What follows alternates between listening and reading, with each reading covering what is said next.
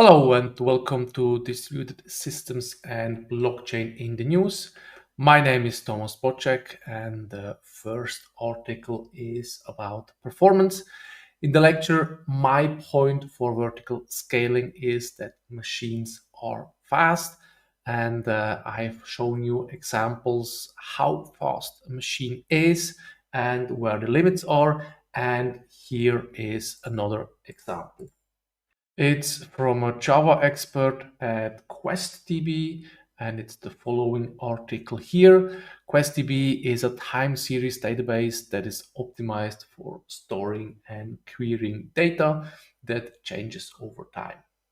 And the challenge that is described in this article here is to aggregate temperature data from a text field and calculating the min, mean, max temperature. Sounds easy, and there's an easy solution to that. So the best practice, and this is how you should implement it, how I would implement it when you write production code, looks like this. Sorry, that's the wrong one. Looks like this. So here we read the file, do some calculation, and output it. That's the way to do. However, this takes over 70 seconds, and the goal was to do this as fast as possible. So this is readable, it's easy to understand, easy to maintain, and the winning code that is incredibly fast looks like this. This is written in Java and has lots of magic in it. Here we see some hex numbers. We see also some unsafe usage here, for example. And this is incredibly fast, but as a reminder, so this is not best practice. This was just a challenge to make it fast. So production ready code should look like this.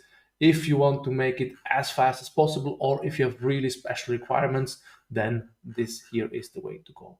And the author explains in this article how he optimized his Java code. And I think it's a really fantastic article explaining various tricks and tips how to optimize performance on Java. And I just want to highlight out the most important ones. So the first one, choose a good virtual machine, the JVM. So he chose GraalVM, and by that he went from 71 seconds to 66 seconds. That was a huge gain. Then the next optimization is parallelize IO. That means he went down from 66 seconds to 17 seconds. Just by doing this, this is also a huge win. The next win is about parsing. So instead of parsing from string to double to int, he directly parses from string to integer, and this saves him another 6 seconds. So from 17 seconds to 11 seconds. The next optimization is that he wrote his own custom hash table because the built-in was too slow and he didn't needed all this function that was in this hash table, in this official hash table. So he implemented his own, and that resulted in another win. So from 11 seconds down to something like a bit more than 6 seconds. And then he started with unsafe classes and swore. So the misc unsafe class, this is an internal class that provides low level unsafe operation for tasks like direct memory access, which can bypass the safety features of the JVM. This offers great performance, but at the risk of causing to crash your VM. And SWAR or SWAR, I'm not sure how it's pronounced. This is SIMD or SIMD. I'm also not sure how to pronounce it. SIMD within a register. SIMD stands for single instruction multiple data. So the point here is to perform parallel operations on multiple data points within a single processor register. optimizing data processing and computational speed by exploiting the width of CPU registers. That makes it quite fast. So with that, he was able to optimize it further down. Now the code runs a bit longer than 2 seconds. And the next optimization that he did is win with statistics. So he took a look at branch prediction and he had an if statement. Here, namelen is greater than 8. This had a 50% branch misprediction, which is actually quite bad. And he realized that if he changed this to namelen larger than 16, the misprediction drops to 2.5%, which makes the code faster. So that means it's now roughly 2 seconds, the code.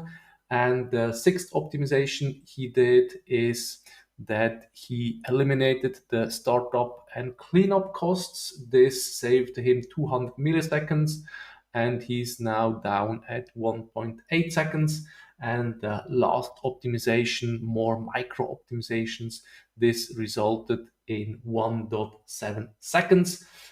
This author, he didn't win the competition. The competition here was won by Thomas Würtinger. He is actually the lead on GraalVM, so he knows the details of this VM quite well. The author did quite well here, so in the end, he made it run in 2.3 seconds. The winner was here at 1.5 seconds. That's his version that he submitted. For this blog article, he optimized a bit more, so that's why we see a bit different numbers. But nevertheless, really interesting read. I can recommend this article. And his conclusion at the end.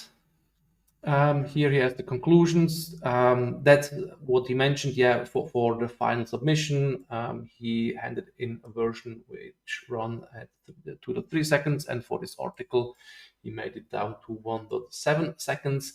And here he has a really good statement, and the statement is: performance optimizations we went through are certainly impressive, but do keep in mind that a lot of these gains come from dispensing with all the best practices that apply to production code, validations, bound checks, hash table resizing, and so on.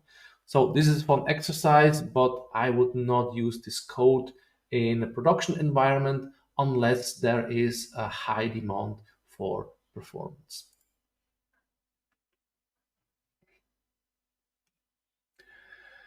The next article, it's the following article here.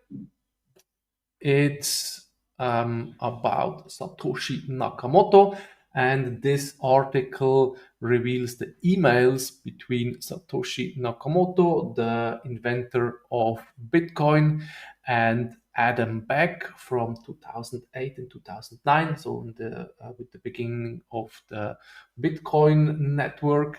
And those were presented in a UK court case challenging Craig Wright's claim to be Nakamoto. Because there's this Craig Wright who says, I'm Satoshi Nakamoto, he cannot prove it, and so these emails serve as evidence.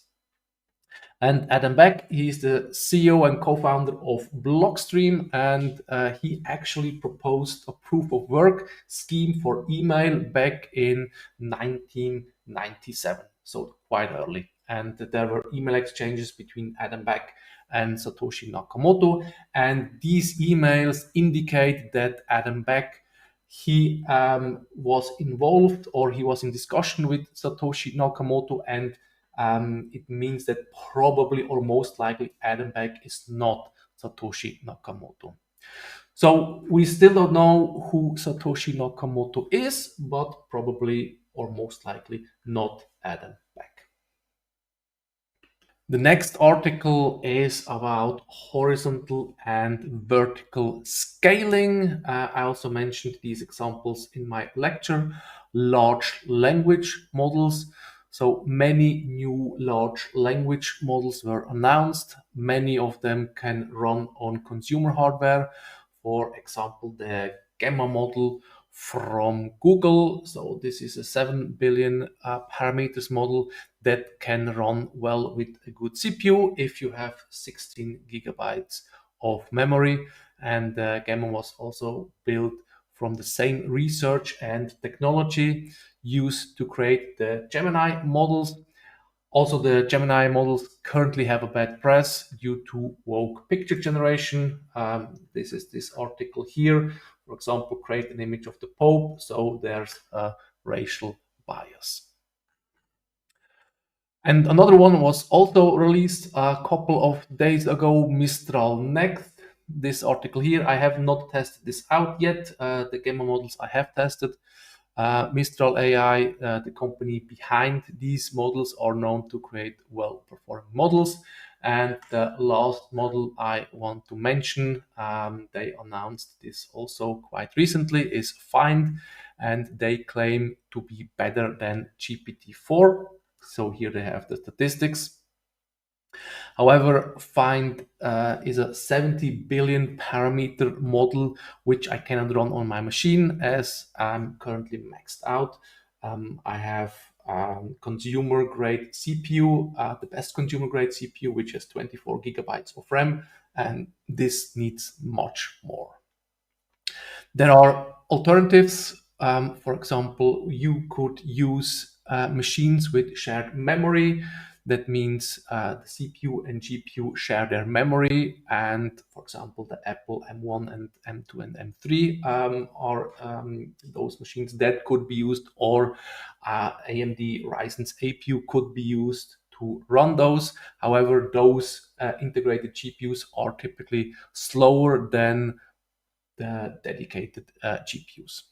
I could use multiple GPUs, but the offloaded layers to the GPU, they need to communicate with other layers. So that means from one graphic cards over a PCI bus, I need to communicate to other graphics cards, and this also takes time and makes it less performant. And my last option is to go for professional products. They have more memory. For example, these ones, so they have 192 gigabyte, and the NVIDIA's, they have, I think, 141 gigabyte. Here, 141 gigabyte. However, once also this memory limit is reached, maybe due to a large context window, for example, then you could try multi-GPU, but you then have the same communication performance because these layers need to communicate with each other. What you could do is to try to tweak the algorithms to save memory. And so here you see from CPU to consumer GPU to professional GPU, this step is easy. You just buy a new card and use this card. And this is vertical scaling and horizontal scaling, making the offloaded GPUs communicate with each other. This is much more difficult.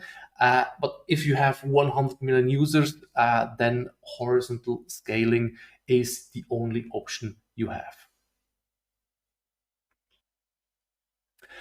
And the last article is a reminder that hardware can fail, and with the distributed system that provides fault tolerance, this can be mitigated. And it's about the following article here. It's about the OODLE compression decompression library, which is a highly efficient data compression library for fast compression speeds and high compression rates, widely used in video gaming and other applications that require efficient data storage and quick data transfers.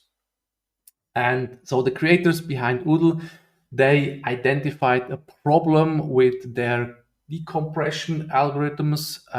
They failed on Intel processors, and games crashed. And the affected processors are these ones here. So there's an issue with the hardware, specifically a combination of BIOS settings and the processor's high clock rates and the power usage leading to system instability. There are workarounds, and this includes adjusting the BIOS settings. That means if you have such a machine, you have crashes, then you might need to go into BIOS and do some tweaking there. So, as I mentioned, hardware can fail and will eventually fail. And with the distributed systems that provides fault tolerance, you can mitigate this.